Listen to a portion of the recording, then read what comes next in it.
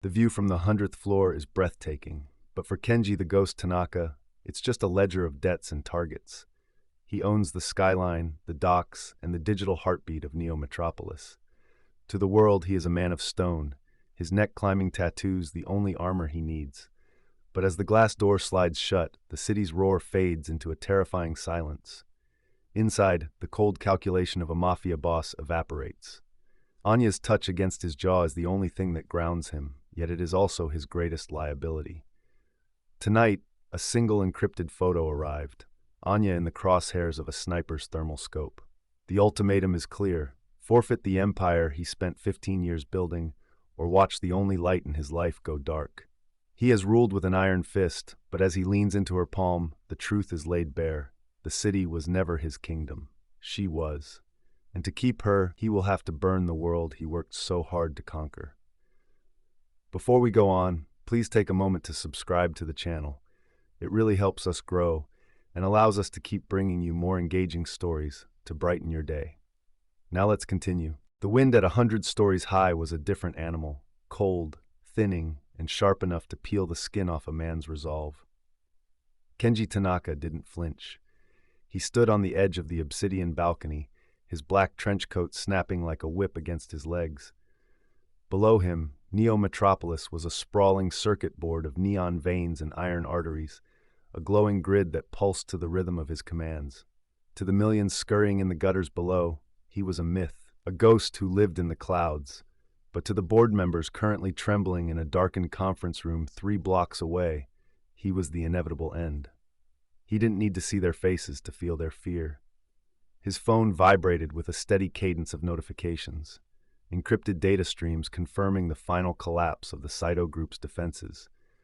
With a single silent swipe of his thumb, Kenji authorized the liquidations. It was a surgical strike, a hostile takeover executed with the cold grace of a predator. He was stripping a dynasty of its legacy before his coffee had even gone cold. The tattoos climbing his neck, intricate vines of black ink that vanished into his hairline, felt like a heavy armor, a physical manifestation of the sins required to keep a city on its knees. He was the sovereign of concrete and steel, untouched by the chaos he orchestrated. But as the final confirmation light flickered green, the predator's posture began to crack. The weight of the city, the sheer gravity of being the ghost, pressed into his shoulders. He let out a breath he'd been holding since dawn, a plume of mist that vanished into the night air. He turned away from the shimmering abyss, the glass door sliding open with a soft, expensive hiss. Inside, the world changed. The clinical teal glow of the skyline was replaced by the warm, amber hum of the penthouse. The smell of rain and ozone gave way to sandalwood and the faint, sweet scent of rosin. Kenji shed his coat, and with it, the coldness that defined his name. He found Anya near the grand piano, her silhouette soft against the morning light. As she turned, her eyes finding his, the iron ruler of Neo-Metropolis simply ceased to exist. When she reached out to cup his jaw, her skin warm against his ink-stained neck, Kenji leaned into her touch, a conqueror finally coming home to the only heart he couldn't command. The air in the grand ballroom of the Zenith Plaza tasted of expensive champagne and calculated lies. Kenji moved through the crowd like a shark in dark water, his tailored tuxedo concealing the ink that marked him as a king of the underworld. Every handshake was a contract, every smile a veiled threat.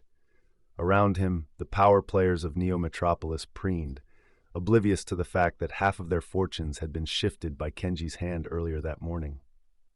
He played the part of the stoic titan perfectly, his sharp jawline set in an expression of bored dominance, until his phone gave a singular, rhythmic pulse against his chest. It was a vibration reserved for a priority level that did not exist on any public server. Retreating to a shadowed alcove draped in velvet, he pulled the device from his pocket. The screen didn't show a stock crash or a security breach at the docks. Instead, it displayed a grainy, high-contrast video feed. The color was washed out into the eerie, glowing greens and whites of a thermal imaging scope. In the center of the crosshairs sat Anya. She was in her rehearsal studio, her body a bright, pulsing heat signature against the cold background of the room. He watched as she drew her bow across the strings, the fluid motion of her arm highlighted by the glowing optics of a killer. The camera zoomed in, lingering on the warmth of her throat, exactly where his thumb had rested only hours before. The world tilted.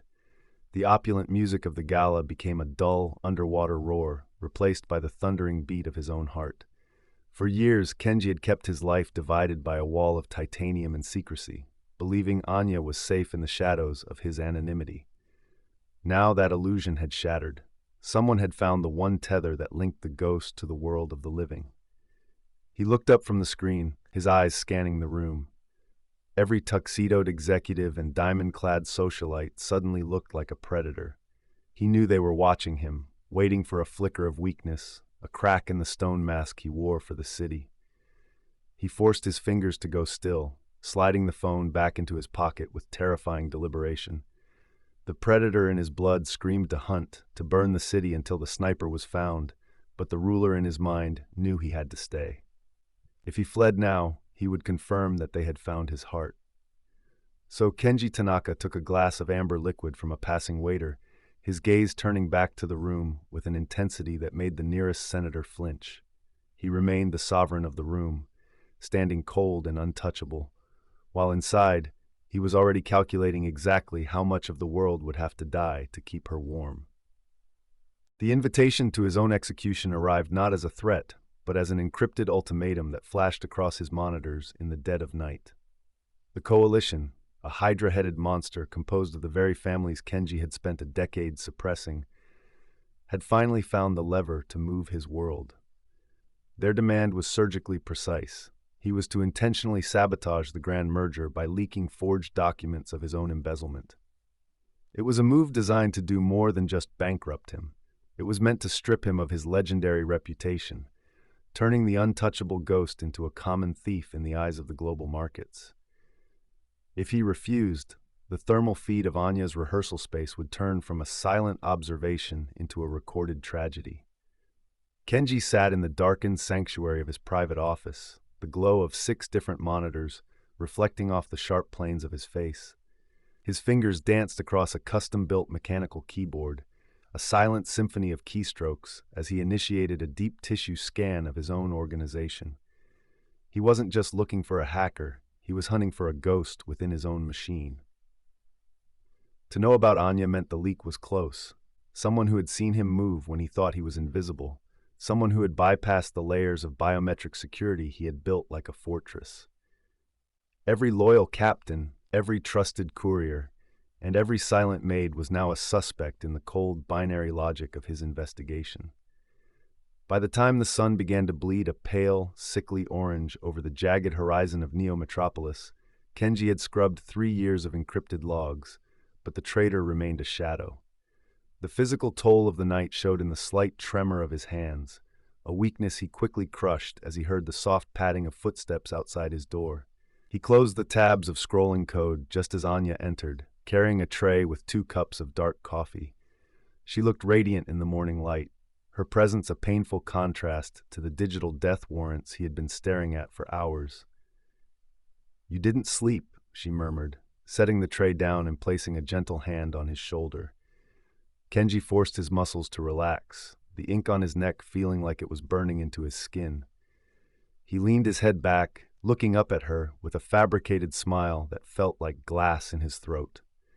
He spoke of minor market fluctuations and tedious boardroom politics, lying to the only person he had ever truly trusted. He watched the light in her eyes, knowing that to keep that light alive, he would have to become the villain the city already believed him to be. He was the ruler of a crumbling empire, and the price of his soul was being tallied in the silence between them.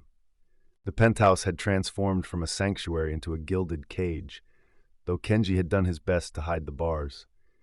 He had doubled the security detail under the guise of routine upgrades, placing discreet observers in the lobby and high-resolution sensors in the corridors that fed directly into his private terminal. To the world, the ghost was as formidable as ever, but within these 4 walls, the air had grown thick with the static of unspoken fears. Kenji moved through the rooms like a man haunted by a phantom, his eyes constantly darting toward the windows, as if he could see the thermal scopes he knew were trained on their lives. The The cold, calculating energy of the city, which he usually left at the threshold, was now bleeding into their morning coffee and their evening silences. Anya felt the change like a drop in barometric pressure. She stopped playing her violin mid-phrase one Tuesday evening, the final note hanging unfinished and mournful in the air. She turned to find Kenji standing by the floor-to-ceiling glass, his silhouette sharp against the neon sprawl, his hands clenched so tightly behind his back that his knuckles were white.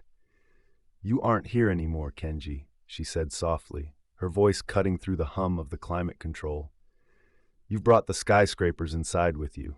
I feel like a ghost in my own home, watched by eyes I can't see and protected from a shadow you won't name." She walked toward him, her footsteps echoing on the polished stone, but for the first time he flinched away from her approach. The argument that followed was a collision of two worlds.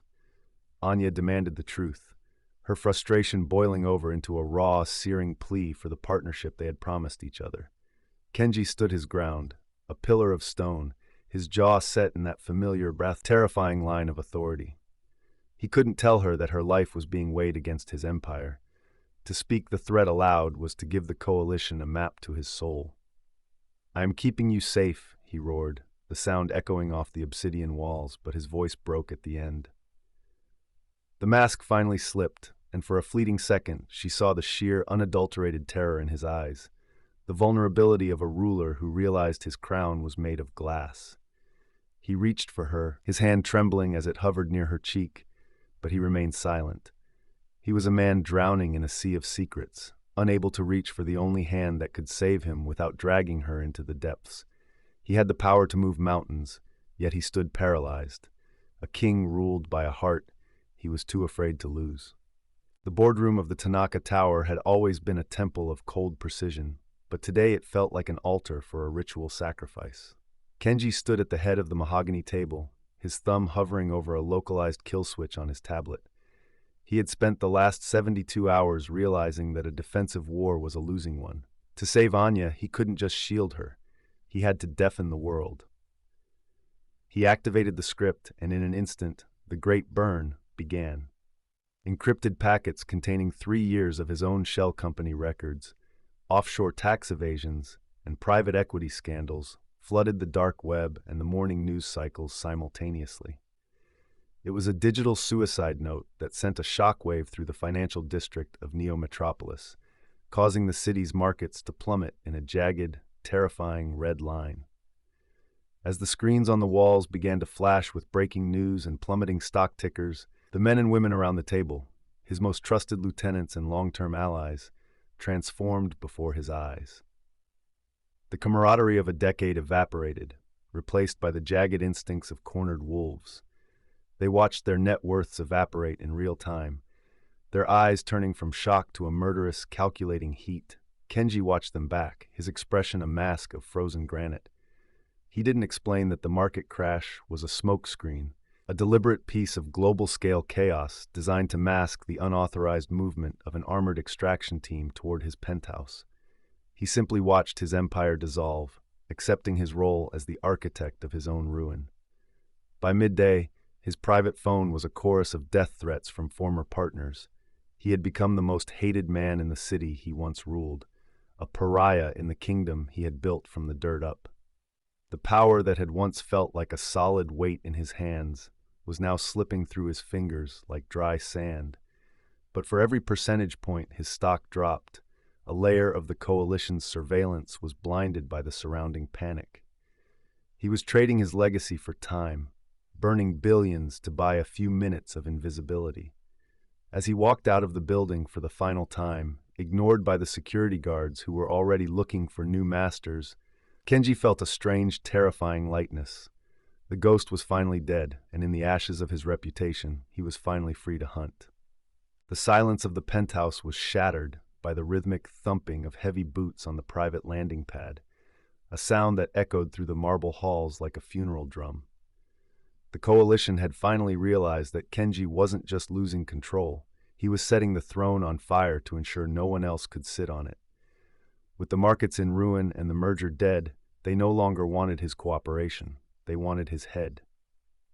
The lights in the apartment flickered once and then died, plunging the room into a deep, oceanic blue as the emergency backup systems kicked in. Kenji didn't reach for a phone or a laptop this time. Instead, he stripped away his dress shirt, revealing the full, intricate tapestry of his Irezumi ink that wrapped around his torso like a second, living skin. He moved Anya into the reinforced panic room behind the library, his hands lingering on her face for a final, desperate second. "Stay behind the steel," he whispered, his voice no longer the polished tone of an executive, but the gravelly rasp of a street fighter. As the heavy door hissed shut, Kenji turned to face the main foyer, gripping a tactical blade in one hand and a silenced pistol in the other. He was no longer a businessman playing at war. He was a warrior reclaimed by the violence of his youth. When the glass terrace doors exploded inward in a shower of diamond-sharp shards, Kenji moved with a predatory fluidity that defied his years of sedentary power. He met the first team of mercenaries in the darkness, a shadow among shadows. The night became a blurred sequence of muzzle flashes and the metallic tang of blood on the air. Kenji fought with a feral intensity, using the architecture of his own luxury as a weapon. He moved through the smoke like a vengeful spirit, the black ink on his arms glistening under the strobing emergency lights as he dismantled the Coalition's elite strike force. He took a graze to the shoulder and a shallow cut across his ribs, but he felt nothing but the white-hot necessity of Anya's survival. Every strike he landed was a payment for the terror they had visited upon his heart. He wasn't defending a penthouse or a fortune anymore. He was defending the only piece of his soul that hadn't been corrupted by the city. As the final attacker fell to the polished floor, Kenji stood alone in the wreckage of his empire, breathing hard, a king of nothing but the blood on his hands and the woman behind the door. The smoke from the burning financial district had long since thinned into a hazy memory, a distant smudge on a horizon that Kenji no longer felt the need to conquer. Neo-Metropolis remained behind them, a fractured hive of glass and greed currently tearing itself apart in the power vacuum he had so violently created. The merger was a ghost. His accounts were hollow shells, and the name Tanaka had been scrubbed from the ledgers of the elite, replaced by the stinging labels of traitor and failure. Yet as the sun began to dip behind the lush emerald hills of the coast, Kenji found that the silence of the countryside was far more intoxicating than the roar of the city had ever been. He stood on the weathered stone balcony of a modest villa, the salt air of the sea replacing the ozone and exhaust that had filled his lungs for 15 years. He was wearing a simple linen shirt, the collar open to reveal the ink on his neck, tattoos that no longer served as a warning to rivals, but as a map of a life he had survived. He looked at his hands, once stained with the digital blood of corporations and the physical toll of the penthouse floor, and found them remarkably steady. He was a nobody in the eyes of the world, a man stripped of his crown, his assets, and his terrifying reputation. The ghost had finally been laid to rest in the rubble of his own ambition. But as the door behind him creaked open, the heavy, hollow ache of his former life vanished. Anya stepped out into the twilight, her violin case tucked away, her presence no longer a source of frantic terror, but a constant, grounding heat. She moved to his side, her movements fluid and free from the constant surveillance that had once shadowed her every step. When she reached out and took his hand, her fingers interlacing with his, the sensation was more grounding than any high-rise foundation. Kenji looked at her, and then out at the vast, darkening ocean, realizing that his empire hadn't been lost. It had been traded for something infinite. The weight on his shoulders had dissolved, replaced by a clarity he hadn't known since his youth. He had burned the world to save a single heart, and in the ashes of his ruin, he had found his true strength. He no longer ruled the city, and he's never been more powerful.